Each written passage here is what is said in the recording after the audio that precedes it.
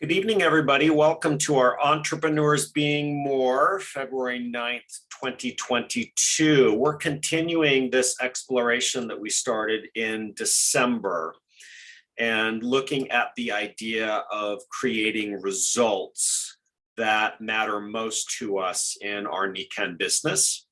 And whatever those results might be for you, whatever it is you want to create as a result of your Nikken business is perfect. We want people to identify that and to get clear about it. And we're looking at three specific areas: income, influence, and community.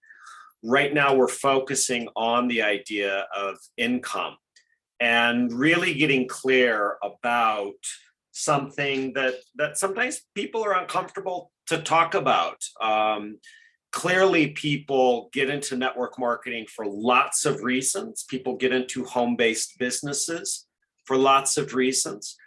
Often with network marketing, one of those reasons is income. And Ben asked us to answer a couple of questions from the beginning. One, how badly do I want it? In identifying the income I want on a monthly basis, how badly do I want it? And then secondly, what's the price that I'm willing to pay in order to make that happen? And what we've done the last couple of times is we've had people share amounts and to state, what is it I'm looking at creating? 500, 1,000, 2,000, 5,000 replacement income. People getting very clear about what those amounts might be. And last time, Ben shared with us a couple of ideas about making this happen. One is that someone needs to be ready to be 100% invested or 100% committed to making this happen. Building a team that generates a decent amount is not something that's done casually. It's something that happens when someone is committed to taking action and to getting results. So if you're looking at $1,000, $2,000 monthly, for sure, there's action that needs to be taken, and there needs to be a 100% commitment to making that happen. The second idea that he shared, and this was towards the end of the call, is this idea of building a team. And yes, we've had a focus, and perhaps rightly so, because of I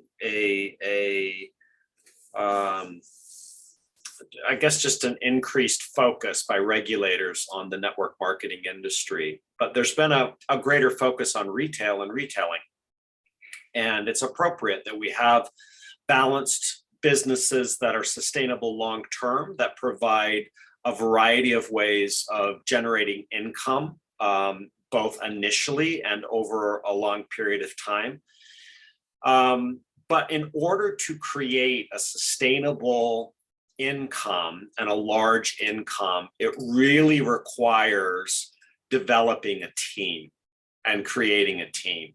And in order to maximize the compensation plan, the components, the aspects of the compensation plan, we really need a group of people that are working together in concert and doing that on a monthly basis. And when you have a substantial number of people working together, you may be sleeping, you may be out to lunch with the friend, you may be with the grandkids, your kids, and income is still being generated because of the business that you've created through your team. So tonight, in spite of the fact that we're missing Ben and his knowledge and his wisdom, I'm going to be really relying on you to step up. I have never run a Nikken consultancy, a Nikken distributorship. I was a consultant for 2 months. Some of you may have heard this story. My mom got tired of me not wanting to be a consultant, so she filled out an application for me and sent it in, took my social security number, and she sent it in for me. And I started getting checks in the mail. I started getting checks in the mail.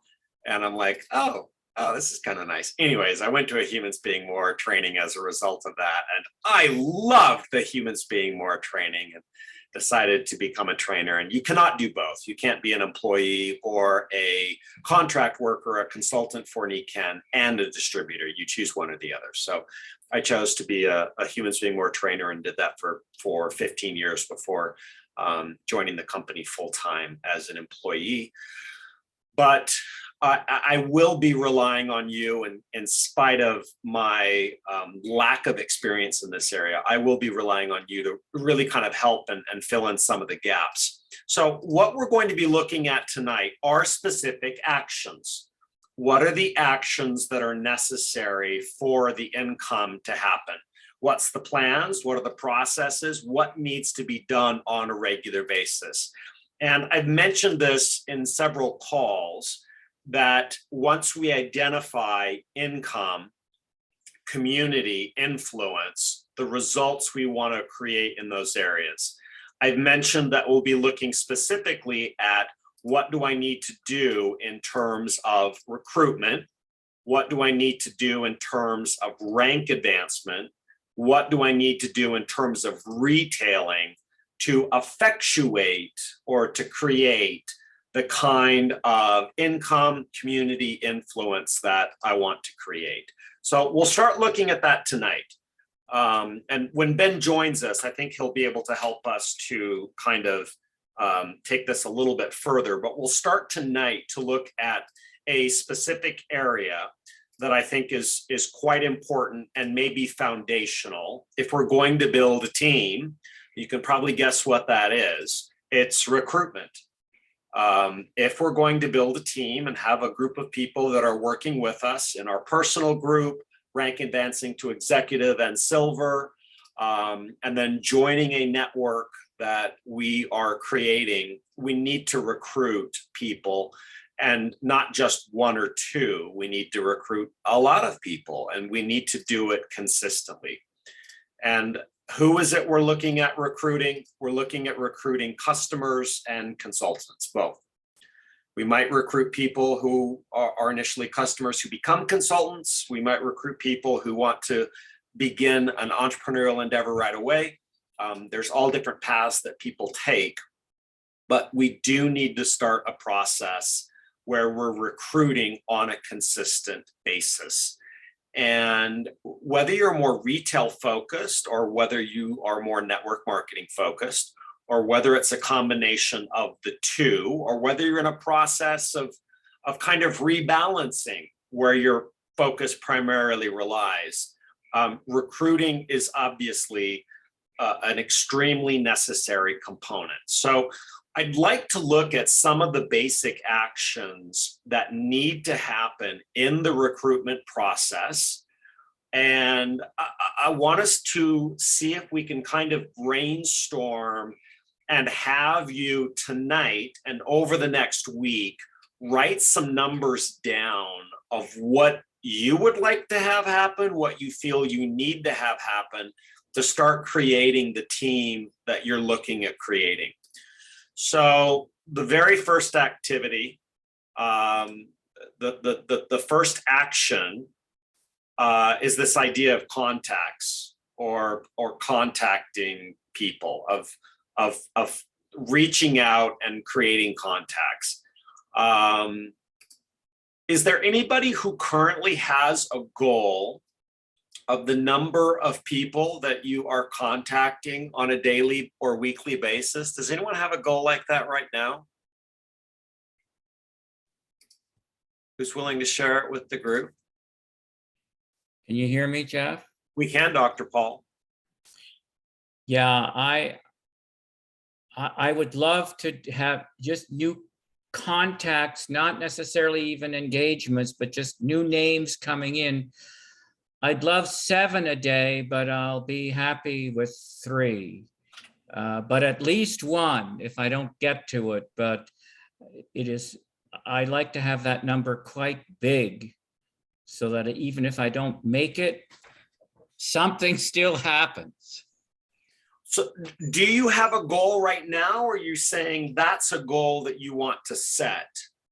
No, it has been my goal since the beginning of mid-January, I'd say. 7 per day. 7 per day. And how have you done with that goal, in meeting that goal? A good question. I'm probably on the average 3, something like that. Yeah, 3 is actually fantastic. 3 is a good number. I mean, are you feeling satisfied with 3 a day? I mean, of course, you want to increase it to 7, but I'm feeling satisfied, given the follow-up and the other things that I have to do. But most of those are happening on social media, but they're also happening when I do have the opportunity to go out and meet with lots of people. You know, I've heard Ruth and Dennis Williams say on many occasions that if you want to go Royal Diamond, contact at least 2 people a day, contact 2 people a day consistently for 5 years. Some of you may have heard this. If you up that, you know, the time can be shorter. There are people who have gone from sign up to Royal Diamond in as short a time as 3 years. So, you know, there are different timeframes that are possible, but I think speaking to 3 new people a day is pretty admirable. So 7 is a great goal, and effectuating 3 a day is great. Dr. Paul, thank you. Thank you. Anyone else have a goal right now for contacts, the number of contacts daily? Because this is something, I'm assuming that people aren't setting a goal for the number of people they're contacting weekly. You could, but it's probably not 100%. Contacting 1 new person a week, 2 new people a week is probably not enough in order to effectuate results. So it probably needs to be something that you're establishing daily. Gloria? For over a year now, I have set a goal of adding 1 new contact to my list. And that's been, I'd say, about 98%. 5 days a week, I add a new name. And it's also recorded in my journal that I send to Nancy every day. And then a consistent goal has been to earn $100 a week in my retail check. That takes a certain amount of contacts, follow-up, and that retail sale. So that's a very visible goal when I look at my checkbook on Friday mornings. And I've hit it way more than I ever have before because it's been a goal. And then 5 to 10 follow-ups a day. And this again is however the person likes it, whether it's text, phone call, or email, whatever they've asked me to do, or instant message. But I did want to share something that occurred listening last week. I was a few minutes late, so I kind of caught up with what Ben was speaking about. And towards the end, he said, again, what are you willing to suffer? I've heard this for decades. What are you willing to sacrifice? And in my mind, all of these years, that answer has been time or money. Time with my family or money out of the budget, whether it was to go to a conference or buy catalogs, whatever it was. Those were the 2 things I always associated. Ben freed me from that last week because his list was really different. It was, are you willing to take the no's? Are you willing to be disappointed when people don't call you back? Are you willing to be disappointed when people sign up and don't do anything and then drop off your genealogy? I mean, he had a long list, and I sat there going, yes, I am. I've been willing to do that, and I'm willing to keep doing that. And I'm telling you, I hit it Monday morning, and I had sales, and I got a new consultant, all because of this change. And I texted Ben, and I just thanked him for his words. I didn't even tell him what it had done for me, but I really, thank you, Jeff, for doing this. I'm grateful that I show up, because I'm telling you, last week was a true breakthrough for me in my business. You know, Eric Worre says something similar. He says, detach yourself emotionally from the outcome. You can be more just rational about it. Don't let yourself get wrapped up with other people's opinions or, you know, acceptance or lack of interest. Detach yourself emotionally. But I love, Gloria, that you've set these specific goals. Adding a new contact is the beginning of the process, of the contacting process. So writing a new name to your 100 names list, your 500 names list, your 1,000 names list, writing a new name is an excellent goal. And I love this, earn $100 a week. $400 a month or $500 a month is not an insignificant amount.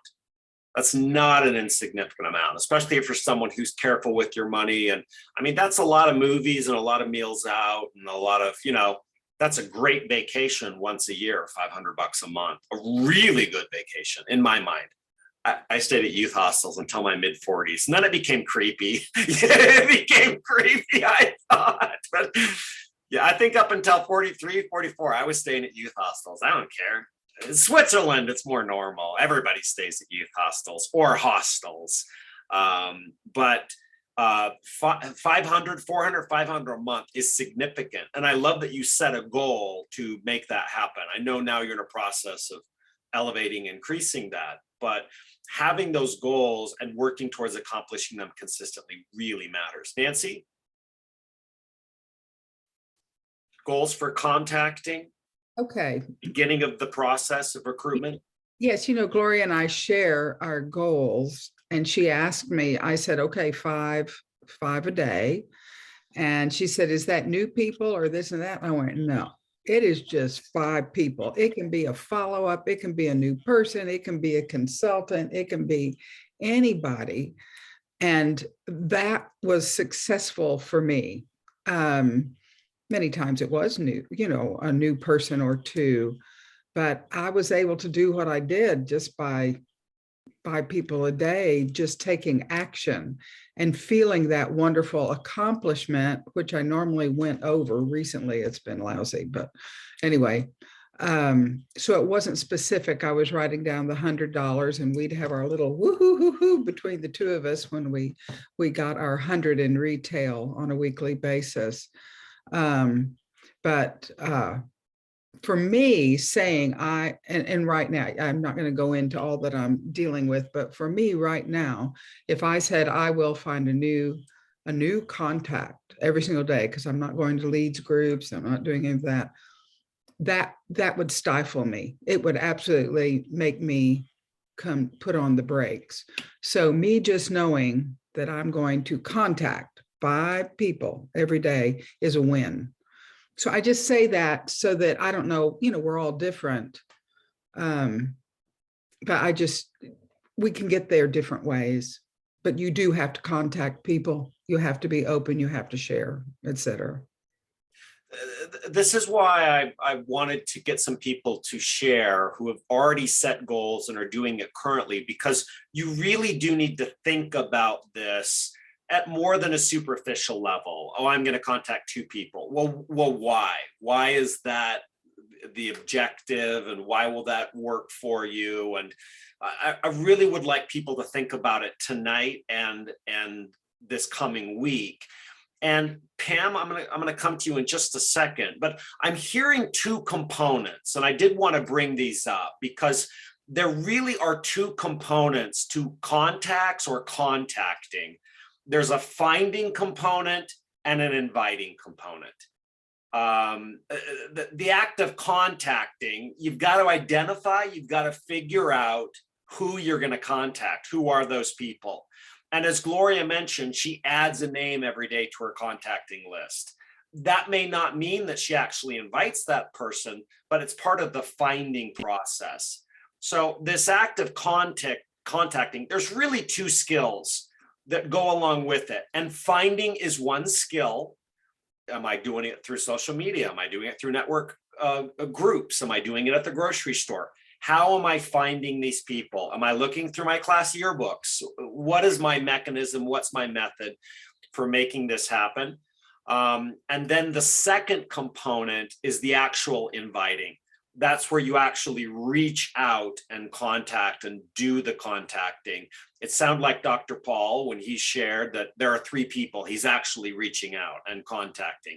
So both those components, they're different skills.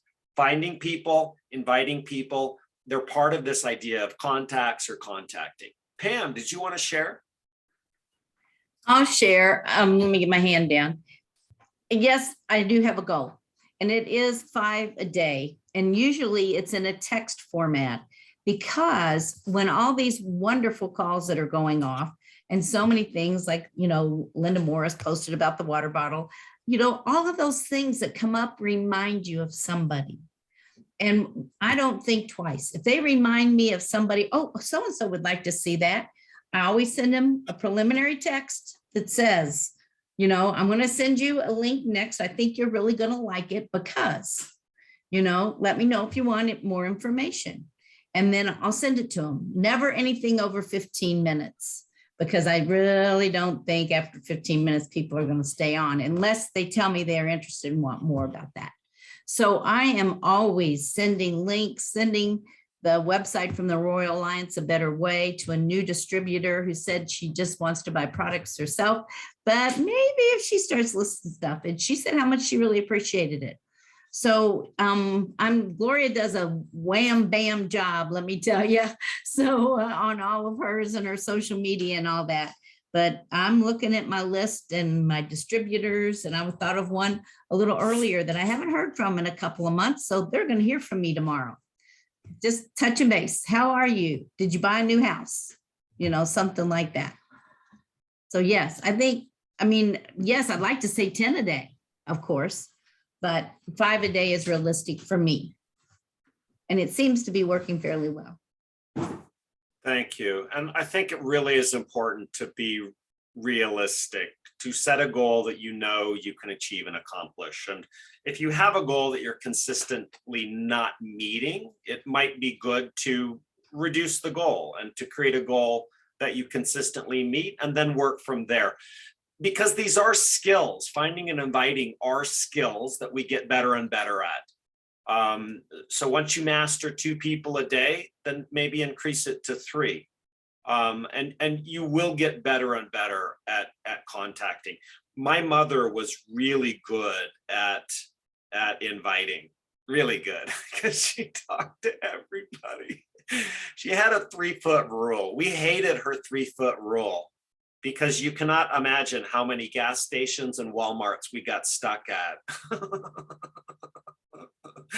Because she was constantly inviting everybody that she came close to. So she was very good at that. She had no problem with that. Pam, did you want to share a follow-up? Yes, I do. Yes, she was very, very good at that. And Ron has a friend who's like the #1 agent in Southern Indiana for State Farm. Some of the State Farm agents call him the movie star agent, okay, because he's gorgeous. And but when we go out to dinner with them, I'm just in awe. And his wife rolls her eyes and like, here he goes again. But he strikes up a conversation with the busboy, the waiter, everything. And watching him in action. In fact, I even asked him if he would be on our team call and just explain it. And he said, well, that's not, I don't do network marketing. I do State Farm. But that's what, if you ask me, it's very similar. But anyway, Welby is just something else. And I get tickled at him because I think, wow, that's what I need to be doing. And I do it to some extent, but there's got to be an opening. He doesn't need an opening. He tells them who he is and wants to know their full name. And if they're from Louisville he just goes right into it. He's interested in them.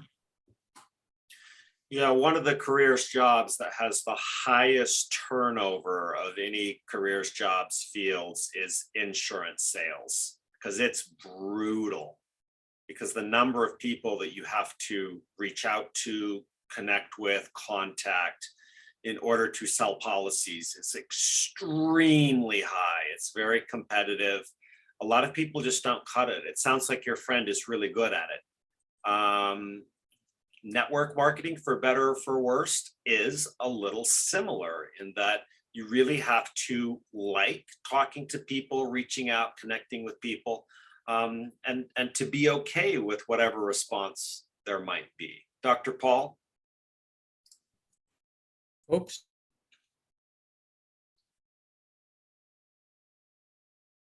You've muted yourself. There you go, Dr. Paul. Okay, so my 7 is, to be specific, creating 7 new friends on Facebook.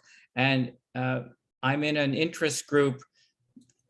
Lots of people love the truckers. So, I mean, there's thousands and thousands of people commenting and this and that and the other thing. It is so easy to get friends.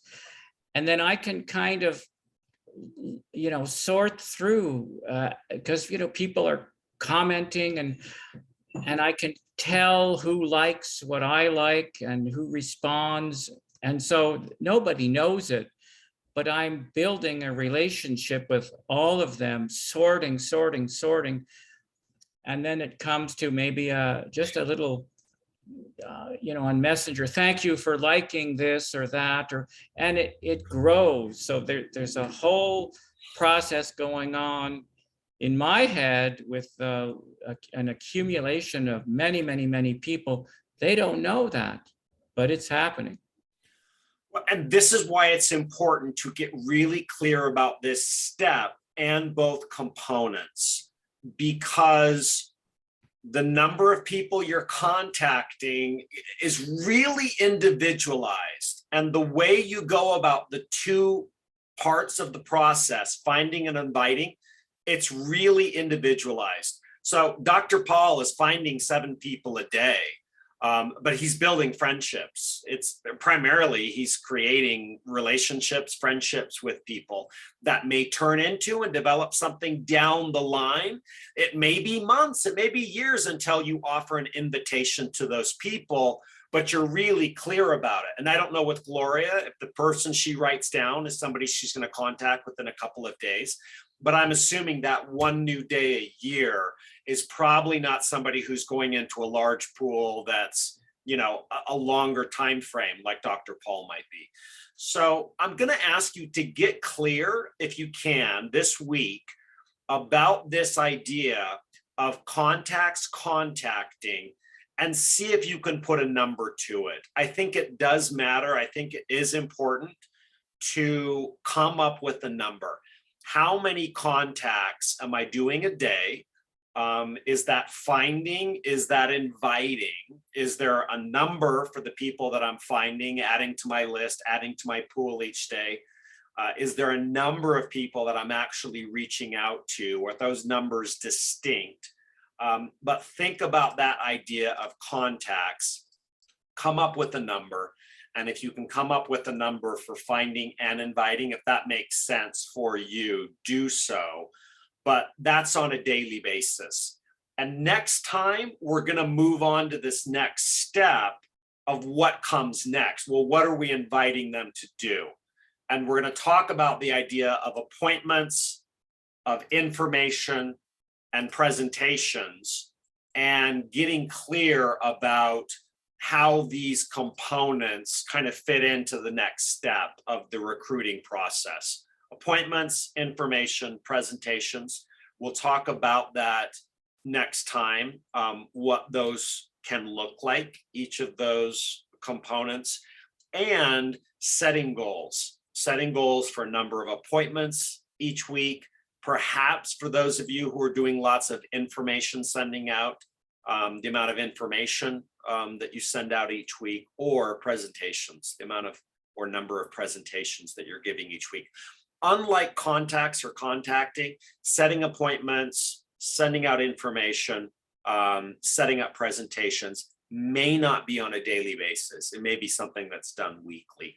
And we'll talk about that difference. Ron, Renee, did you have something to share? I just wanted to say an observation.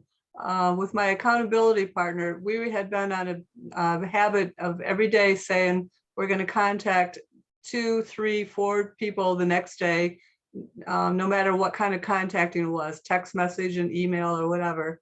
And when we set that goal with each other and then accounted to each other the next day what we did, it really made a difference. We kind of got out of the habit of setting that goal for the next day, and we didn't do anything. So it's really important to, at least in my mind, to make sure that I'm finding accountability with my accountability partner and doing what we say we're going to do. Yeah, it has to be consistent, and there needs to be a mechanism of some kind. My mechanism for making sure that I do my daily things is a to-do list. I have a to-do list and I check things off the to-do list, and I check it frequently. And if I haven't done it, then I do it. And I can't go to bed until I've checked it off. I don't have a live person that I check base with for those things. Sometimes I'll check in with Ruben and Luis on certain things that I'm working on. But in general, I use a to-do list as my accountability check.